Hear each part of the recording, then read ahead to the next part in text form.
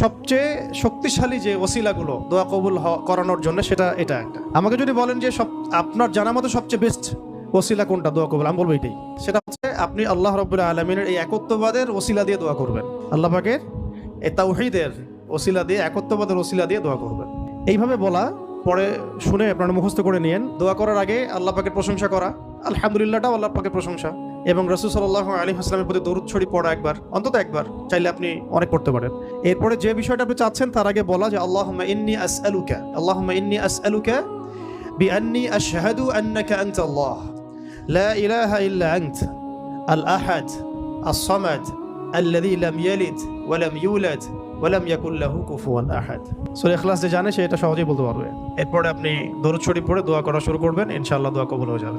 এটা পরীক্ষিত আমল, ইনশাআল্লাহ দোয়া কবুল হবে।